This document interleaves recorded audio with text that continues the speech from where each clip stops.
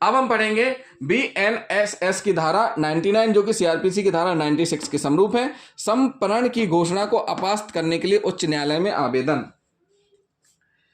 इस धारा का उद्देश्य भारतीय नागरिक सुरक्षा संहिता की धारा 98 में की गई संपरण की घोषणा के विपरीत विक्षुब्ध व्यक्ति अथवा पक्षकार को विधिक उपचार दिलाना है और इस प्रकार व्यक्ति और राष्ट्र के परस्पर विरोधी हितों के बीच संतुलन और सामंजस्य स्थापित करना है। न्यायालय में आवेदन करने की शर्तें कौन कौन सी हैं?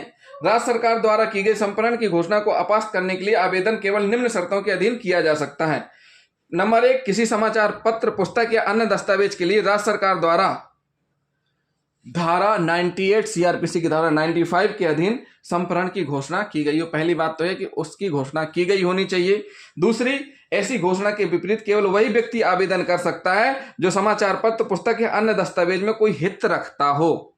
कोई हित रखने वाला ही आवेदन कर सकता है। नंबर 3, आवेदन को राजपत्र में घोषणा के प्रकाशन की तारीख से 2 मास के अंदर किया जाना चाहिए। जैसे ही प्रकाशन होता है उसके 2 मास के अंदर किया जाना चाहिए। नंबर 4, आवेदन केवल उस उच्च न्यायालय में ही किया जा सकता है जिसकी उस राज्य की सीमाओं पर अपनी अधिकारता है। कहां पर किया जाएगा? उच्च न्यायालय में किया जाएगा। नंबर 5वां, घोषणा को अपास्त कराने के लिए आवेदन इस आधार पर किया जा सकता है कि समाचार पत्र के उस अंक या पुस्तक अथवा अन्य दस्तावेज में जिसके बारे में वह घोषणा की गई थी अथवा कोई ऐसी बात अंतर्विष्ट नहीं है जो धारा 98 सब क्लॉज 1 में निर्दिष्ट हैं। उपरोक्त शर्तों का अवलोकन से यह स्पष्ट करते हैं कि इस धारा का प्रयोग केवल संपरण की घोषणा को अपास्त करने के लिए किया जा सकता है। फिर हम पढ़ेंगे आवेदन की सुनवाई की सामान्य प्रक्रिया क्या होती है। जैसे आवेदन प्रस्तुत किया जाएगा उसकी सामान्य प्रक्रिया सुनवाई की। सबसे पहली कंडीशन, जिस उच्च न्यायालय में 3 से अधिक न्यायाधीश हैं वहां आवेदन की सुनवाई और उस पर अवधारण 3 न्यायाधीशों से बनी विशेष न्यायपीठ द्वारा किया जाएगा। 3 न्यायाधीशों की बनी हुई विशेष न्यायपीठ के द्वारा इसकी सुनवाई की जाएगी।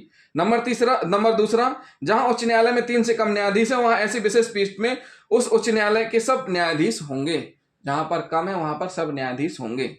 नंबर 3, विशेष न्यायपीठ के न्यायाधीशों में यदि मतभेद होता है तो विनिश्चय उन न्यायाधीशों की बहुसंख्या की राय के अनुसार होगा। मतभेद होने पर जिस मत में संख्या ज्यादा होगी वही माना जाएगा।